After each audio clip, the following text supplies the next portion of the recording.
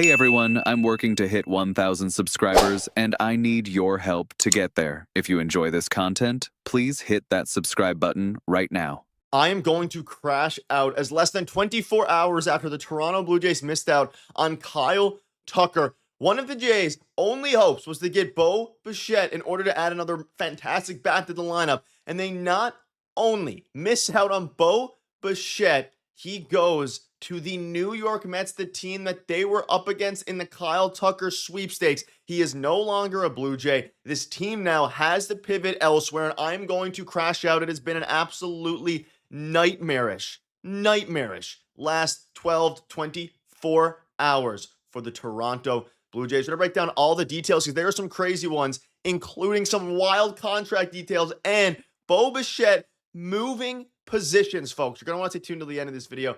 It is absolutely sickening, quite frankly, but I guess a quick reminder to hit that subscribe button. I'm not even going to ask you guys to hit the subscribe button. This is just atrocious, and it has been really sad last whatever it's been 12 hours of I woke up today, I was feeling pretty good. You can go out and get Bo Bichette, still make a really good year, and I still think they can, but let's dive into the details here. So Ken Rosenthal, 9 minutes ago, Bichette is signing a deal with the New York Mets, first reported by Will Salmon. It's 3 years, $126 million a year with no deferrals, with opt-outs after years 1 and 2, and this is a monster contract. And what does it mean?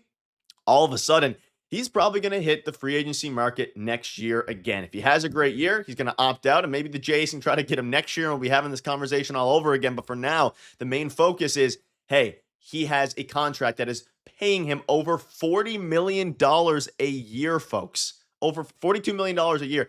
Absolutely ludicrous amount of money. And we were thinking he was going to get, 8 years, 200, something like that. The Mets got desperate after missing out on Kyle Tucker, and it is crazy. You can see here, he got the Bregman deal, but with an extra $2 million a year for him. Good for him. See you back on the market next winter. And that is the most likely outcome here, is that he hits the market next winter. But we have to watch him play alongside Marcus Semien, one of his great friends from his time in Toronto, and I'm sure that played a big factor in it. I'm going to dive into a bunch of different things, but this is a nightmare. Now, I'm going to have another video on what it means going forward for the Jays, because they're probably going to have to, maybe make a swing for Cody Bellinger. Maybe they're going to get somebody else. They'll make a trade, but it is crazy right now. $42 million a year. And I don't believe that if they got Kyle Tucker, the Mets, they would have made this offer for Bo Bichette. So maybe after all, him going to the Dodgers is worse than him going to the Mets, because the Mets, I don't want to say panic, but they probably panicked because they missed the playoffs last year, had an atrocious offseason up to this point. They get one of the best free agents available at a monster deal. But the deal, the money doesn't really matter. I would have been fine if the Jays paid this amount of money at the end of the day. There's opt-outs after year 1 and 2. There is a full no trade clause, by the way, included in this contract, just reported a minute ago from John Heyman. I wanted to wait a couple minutes till I made this video because details are still leaking out here, and I'm refreshing Twitter as we go. But it is, the Jays we're talking about the Jays putting him at second base, all these different things, and him being a fantastic player for the Jays. I had this video yesterday, and people, Jays fans, this obviously Johnny here talking about how it didn't damage any relationship with Bo Bichette. You have people talking about the Jays getting Bo instead of Kyle Tucker. All eyes are now on Kyle Tucker, I guess, though I think he's going to return to the Yankees. The scary reality has slowly unfolded, and it is very, very unfortunate. Now, let's dive into a shocking report that just dropped here, a little bit random. Bichette is expected to play third base for the New York Mets. Third base, by the way, which I don't know if he has the capability. Maybe he does. No disrespect to Bo Bichette. He didn't look great at short. We don't really know how good he looked at second base. He's planning to play third base for the Mets. Now, the hot corner, it requires a strong arm. Does Bo Bichette have that? We can dive into it in this video. He's going to need a bit more range. They're putting him to third. They're saying, screw the defense. They want to have an elite infield. So, of course, you have Marcus Semien. And, you have Lindor. I don't even know what to think about this right now, because, the contract yesterday was a big, big deflation of the, I guess the balloon, if you want to call it that. This one, I don't even know how to feel. I guess I'm in shock a little bit. I didn't think he was going to go to the Mets, quite frankly. I thought he was going to go almost surely to the Phillies. We had Ken Rosenthal reporting literally an hour ago and all morning that he would be flabbergasted, essentially, if Bo Bichette doesn't go to the Phillies. And my guess is he had basically pen to paper with the Phillies. Then once Kyle Tucker signed, and this is probably why he waited for Kyle Tucker to sign, because the Mets and Steve Cohen probably told Bo Bichette, hey, if Tucker doesn't sign with us, we are going to be able to give you a monster deal and kind of put some of the money that they, would have put into Kyle Tucker into Bo Bichette.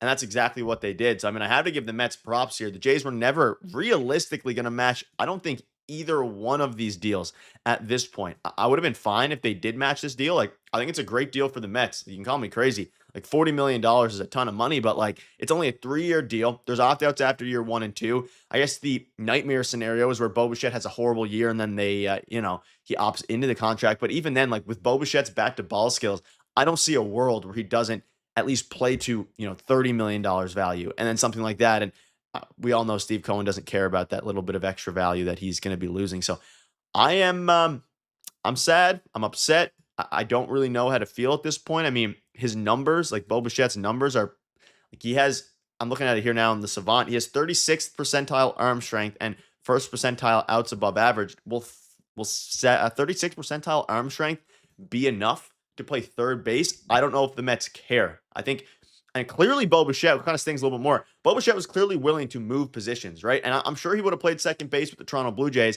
Now, there was a report that dropped a couple hours ago. I was going to have a video out this morning, or this afternoon rather, maybe like tomorrow morning. Regardless, doesn't matter now anyways, on how a report came out that Bo has some internal reservations about playing on the turf and how it, is affecting his body going forward. So maybe one of the reasons that he didn't want to return to Toronto was because of the fact that that turf, which I don't really understand, but again, he's gone to the Mets, folks, and now all signs point to, of course, Cody Bellinger and the Toronto Blue Jays. Mark Feinstein tweets with Cody Bellinger or Kyle Tucker and Bo Bichette off the market. Bellinger is now the top hitter. Now, I'll have a full video covering this, but you can see here from Joshua, I'm not entirely sure Bellinger is someone the Jays would target. Forcing Berger into a reduced role for Tucker made sense. I'm not sure they'll do that for a guy who had a 715 OPS on the road last year. I'm not saying that's who Bellinger is, but there's enough red flags there.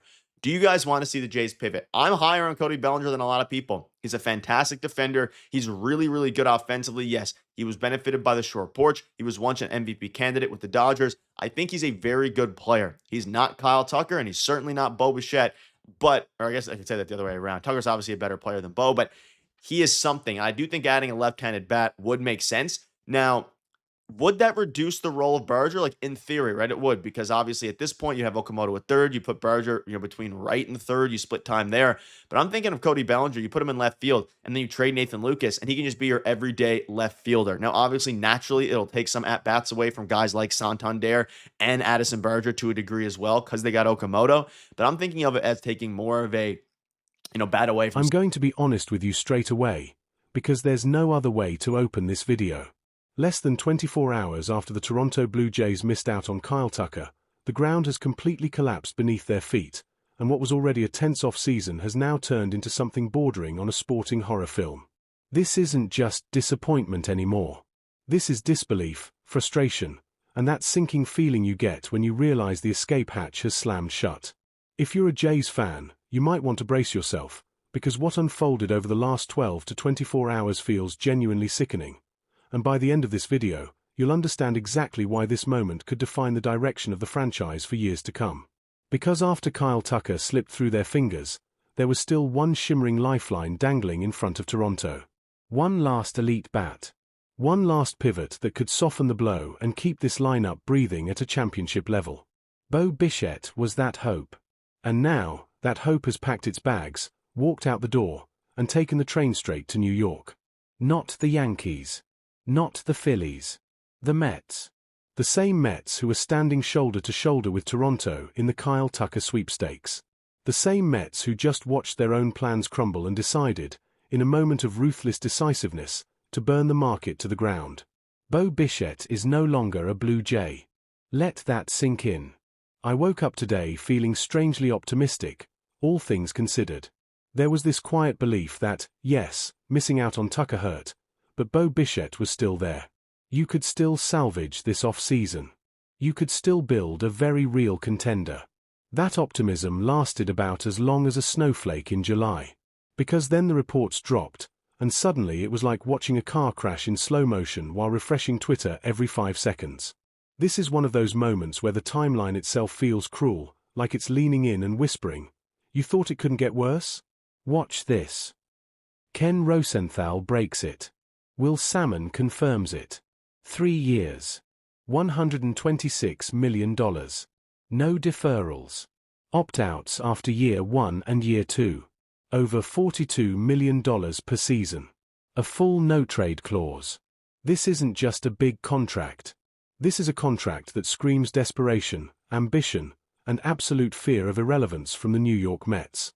And honestly, fair play to them. They missed out on Kyle Tucker, panicked or not, and decided they were not walking away empty-handed. This is the kind of deal that bends the market over its knee. We were talking about 8 years, $200 million.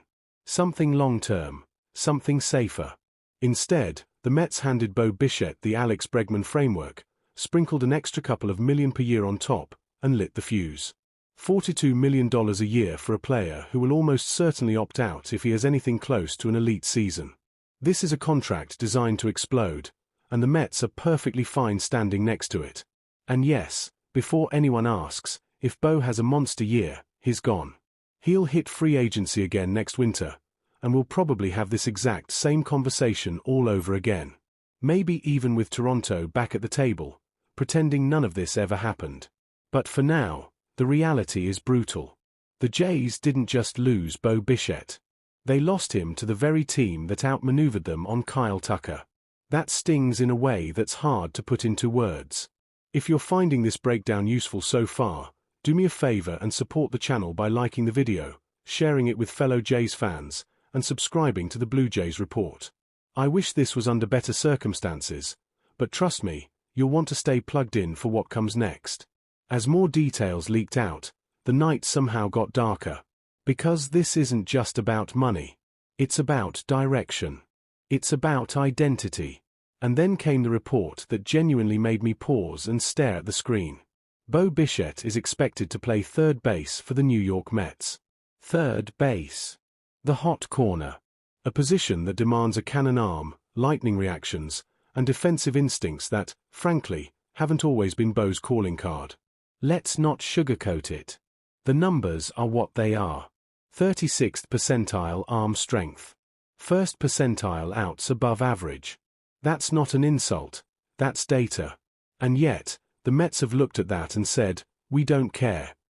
This is an organization that has decided defense is optional when you're stacking stars like poker chips. Lindia. Semien. Bichette. They're building an infield that prioritizes firepower over finesse, and they're daring the rest of the league to keep up. And here's the part that really twists the knife for Toronto fans. Bo was willing to move. He was open to changing positions. All those conversations about second base in Toronto, they weren't fantasy. They were real. And yet, it's the Mets who get his flexibility, his prime years, and his bat, while the Jays are left staring at the same questions they thought they'd answered. The timing of this makes it even more painful. Ken Rosenthal himself suggested earlier that he'd be stunned if Bichette didn't end up with the Phillies. Everything pointed that way. Pen to paper, all but signed. And then Kyle Tucker signs elsewhere, and suddenly Steve Cohen's checkbook starts breathing heavily. You can almost picture it. The Mets miss out on Tucker, turn around, and say, fine. If not him, then you. And just like that, Bo Bichette becomes the consolation prize that costs $126 million. Would the Mets have made this offer if they landed Kyle Tucker? Almost certainly not. And that's what makes this whole sequence feel so cruel for Toronto. The Jays weren't just unlucky. They were collateral damage in another team's pivot. Now, let's be clear. I would have been fine with Toronto matching this deal. Completely fine. 3 years. Opt-outs. Massive annual value but limited long-term risk. This isn't some albatross contract. This is a calculated gamble, and one the Jays could have afforded. But they didn't pull the trigger, and whether that was philosophy, hesitation, or something deeper, the result is the same. There's also the quieter report that adds another layer to this saga. Bo Bichette reportedly has internal reservations about playing on turf long-term, about how it affects his body. If that's true, then maybe this exit was always closer than we wanted to admit. Maybe this wasn't just about money or market size. Maybe this was about comfort, longevity, and choosing a path that felt better for his future. Still, knowing that doesn't make it hurt any less. So where does that leave the Toronto Blue Jays? scrambling, pivoting, searching the board for the next best move while the clock keeps ticking. And suddenly, all roads lead to one name: Cody Bellinger. With Tucker and Bichette off the market, Bellinger now sits at the top of the remaining hitter list. A left-handed bat, elite defense, positional flexibility. Yes, there are red flags. The road OPS, the short porch, the inconsistencies. But this is a former MVP. This is a player who can transform an outfield overnight and stabilize a lineup that suddenly feels thinner than anyone expected. I'm higher on Cody Bellinger than most, and I'll stand by that. He's not Kyle Tucker. He's not Bo Bichette. But he is something. And right now, something matters. He can play center. He can play left. He can buy you time. He can keep the window open while you figure out what comes next. This will mean tough decisions, reduced roles, trades, shuffling pieces like Barger, Schneider, and Lukes. But that's the price of survival in a division that never waits for you to catch your breath. If you've made it this far, make sure you're subscribed to the Blue Jays Report, because this story is far from over. We'll have a full breakdown of what comes next, what moves make sense, and what mistakes cannot be repeated. This has been a nightmare day for the Toronto Blue Jays.